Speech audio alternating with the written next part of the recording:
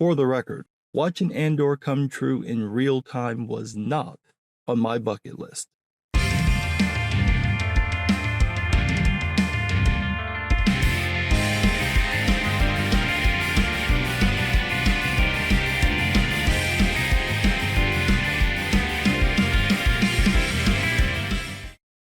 To say this episode was prophetic would be the understatement of the year. It is so incredibly dead on to current events. For example, the episode opens with Senator Fong, the senator from Gorman, getting arrested. On the day I started writing this script, I got to watch that play out for real when a federal senator got dragged out of a room in handcuffs for daring to ask a question after stating he was a sitting senator. And much like what happened with Senator Padilla, the same thing happens with Senator Fong. Nobody does anything to stop it. The Imperials drag him away basically for being a senator from Gorman, and people just watch. Although, in their defense, under the auspices of the Empire, there was genuinely nothing they could do that wouldn't result in their arrest or death. This is how authoritarian systems work. They bank on fear. They weaponize it to get people to willingly give them power, and then to trick people into thinking they're more powerful than they actually are. That gives them enough time to get away with their crimes until they actually have total control. Once that happens, incidents like snatching Senator Fong become the norm, leaving people with few options. This is where Bail Organa and Mon Mothma find themselves.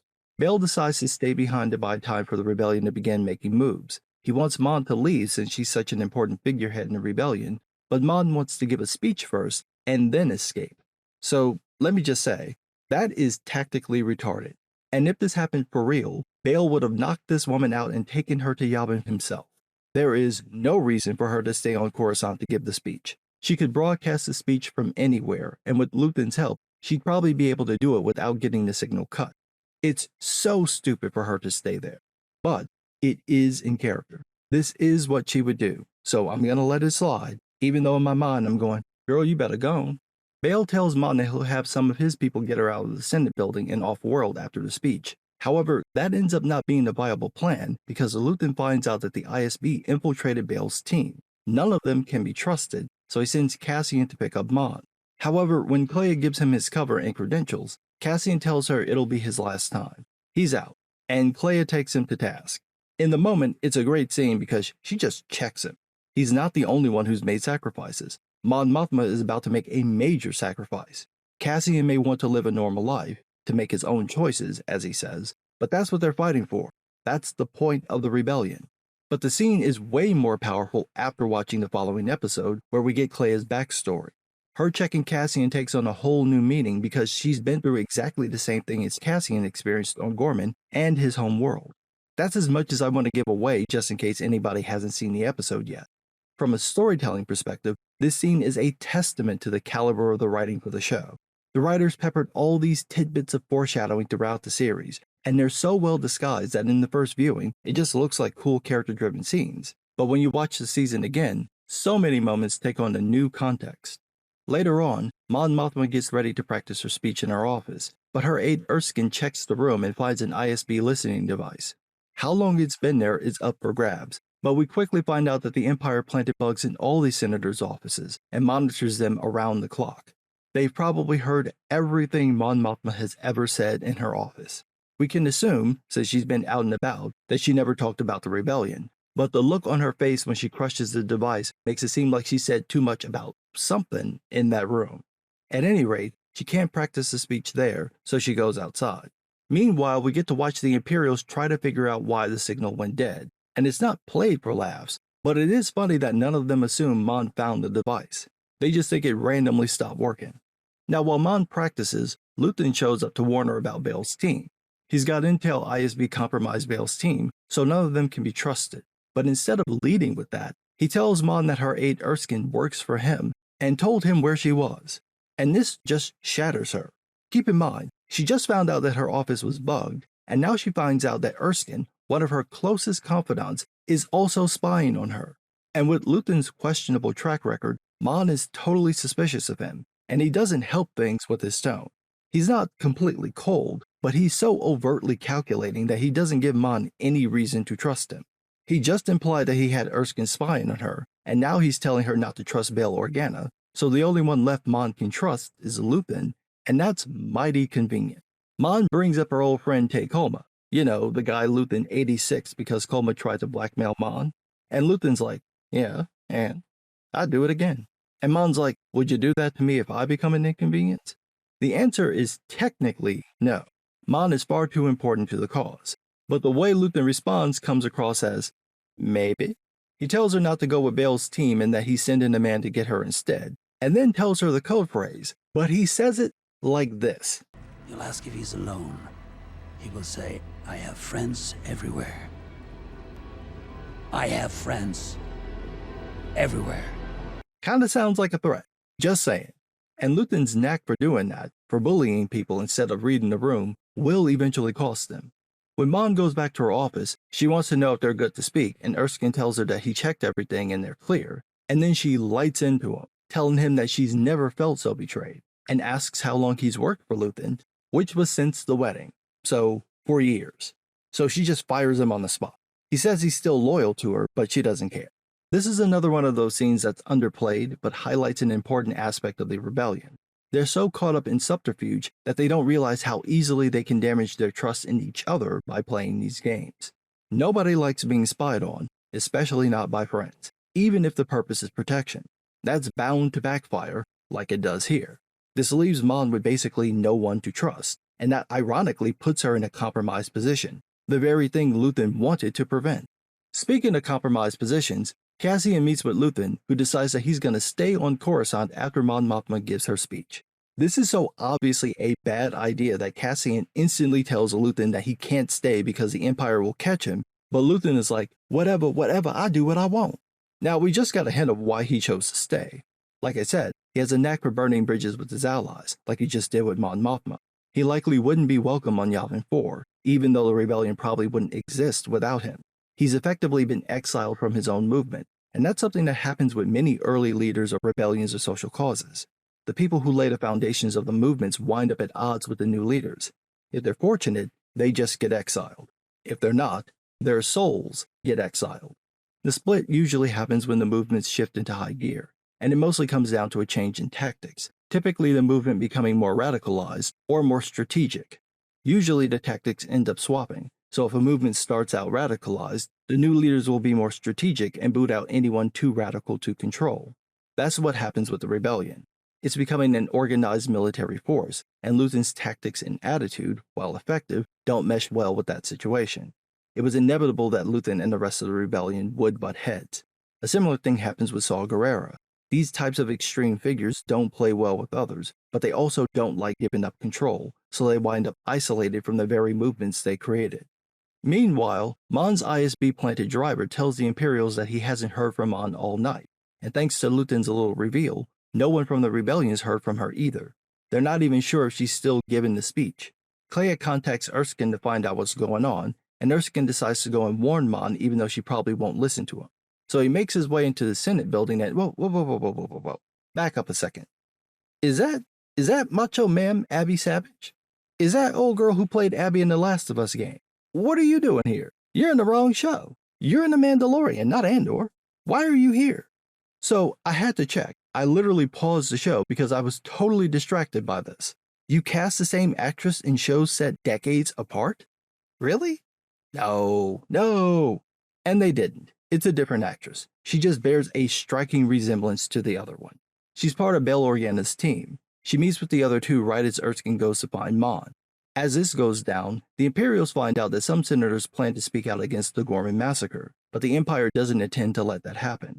No one will be allowed to take the floor, or so they think. Bail meets with Mon before her speech to tell her that she doesn't have to go through with it, but it's way too late to back out now.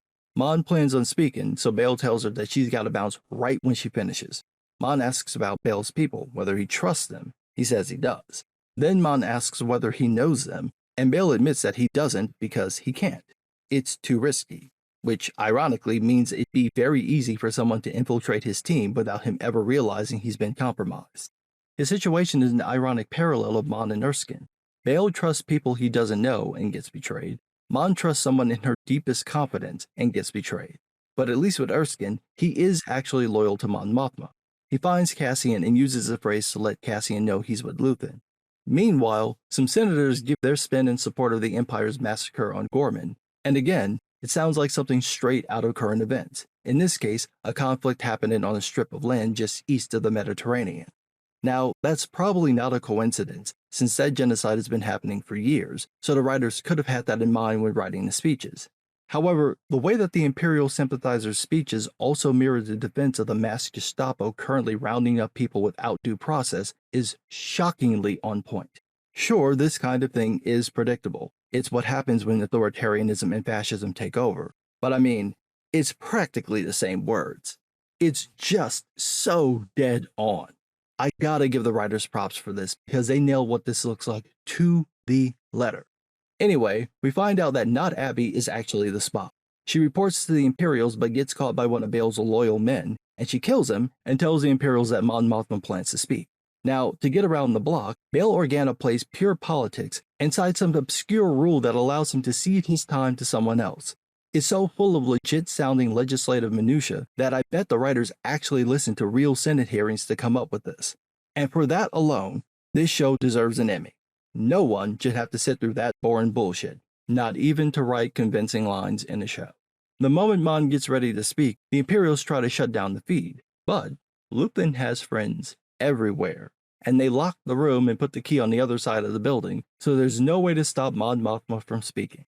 And the speech she gives is so perfectly written and brilliantly delivered that I can't do it justice, and I'm not going to ruin it by showing clips.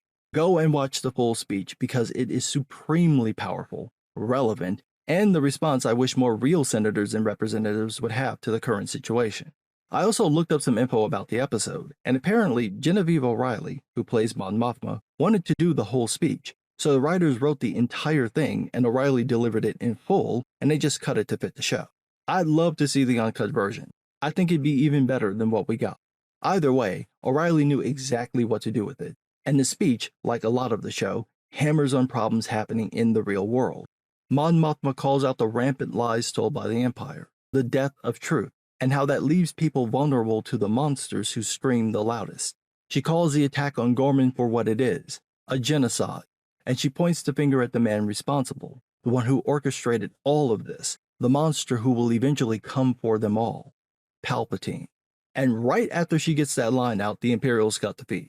To say it was too late would be an understatement. You can't unring a bell, and she just rang all the bells in the galaxy. It's this speech combined with the Gorman massacre that is a new catalyst for more people joining the rebellion. Now, that's a retcon. Not entirely, but enough. And not really necessary, something I normally wouldn't support, but, in the words of Braun, it was so artistically done. Give them the Emmy. All the Emmys. Don't do the award show. There's no need for a show. Just give them the Emmys. I mean, never in my wildest dreams could I have imagined Star Wars could be this good. It's so good. And it keeps getting better as all hell breaks loose. Mon goes to leave and bumps into Cassian, who's been waiting for her. She doesn't trust him, but he gives her the code phrase, and he tells her that he was on Gorman and mentions what happened to his home world. That kinda gets her to trust him, but she doesn't have time to think about it because they walk right into the press. Not Abby comes up to offer help, but Erskine stops her, and she just drops the act and says she's ISB, so now they're fucked. They're caught. This is it. How do they get out of this? She's a rebel spy! Yeah, that'll do it. The fact that Cassian did not hesitate is so cold, in both meanings of the word. And it gets crazier. Mon starts to lose it because she just watched someone die, so Cassian tries to calm her down while they try to walk out. Unfortunately, the Empire shuts down the building, so they have to find another way. Meanwhile, Mon's driver gets sent to find her. Cassian and Mon end up taking the long way around and bump right into the driver. Mon tells Cassian that the driver works for the ISB, so Cassian asks for the guy's name. Mon tells him, he calls the dude's name, and then pops him. No hesitation. Just damn. Mon Mothma, her whole world is rocked. She's barely able to keep it together, but they manage to get away. They go to Cassian's old hideout. Erskine and Clay are already there, along with Will and his lady friend. Turns out that Will got injured before he escaped Gorman. It's at this point that Mon Mothma can finally deal with what just happened, and I think this scene works so much better than a wedding dance because now she knows what's actually at stake. It's not just about her interpersonal situation. It's about the violence, the cruelty, the death people face when fighting a rebellion. She's seen it firsthand, and instead of losing herself to dance, she has to become the leader the rebellion needs. I think this works much better for her character because it fits the assertiveness she's shown in other situations. She's the type of woman who would rise to the occasion, not get drunk and twirl. These last 6 episodes show why Mon Mothma becomes a leader in the rebellion. In context to those episodes, I don't think the wedding dance does her any favors. Anyway, Mon goes to Yavin ahead of everyone else. Cassian arrives there later with Will in the busted KX droid, who he gives to a guy to fix. Then he goes home and tells Bix he wants no more of the rebellion, he wants to stay there with her. But the next morning, he wakes up alone and finds a Dear John video from Bix. She explains that she needed to leave so Cassian can do what needs to be done. The rebellion needs him, and Bix is in the way. She leaves so Cassian has no distractions, and she plans to meet up with him after the war. Since we already know how Rogue One ends, the whole scene is bittersweet. Cassian races to the launch pad to try to catch Bix, but the ships are already gone. Now, obviously, the show had to get rid of Bix somehow because she's not in Rogue One, and Cassian never mentions her. This seems as good of a way of doing it short of killing her. However, having watched Rogue One again after watching Andor, this isn't the cleanest retcon, because Cassian still seems to have something going on with Jen. It's not a full romance, but by the end, it's not totally platonic either. With how devoted Cassian is to Bix, it doesn't fit that he'd show any interest in someone else after just a year, which is where the next time jump takes us. The show literally ends with Cassian going to his ship leading into the opening of Rogue One. I'm still torn about this because it doesn't really retcon his interactions with Jen. It still feels like there's something there, and it doesn't mesh with what we see in Andor. At any rate, the episode ends with Cassian going to check on the reprogrammed KX unit. They turn it on and the reprogramming worked. It's now K2 as we know and love it. Overall, this was a damn good episode, and it's tied with episodes 8 and 10 for the best episodes of the season. Those 3 are a powerhouse of storytelling. Some of the best television I've seen in years, and some of the best television I've ever seen. Andor is that good, and it still gets better. The last 3 episodes of Andor is what the last season of Game of Thrones should have been. But what do I know? I'm just some guy.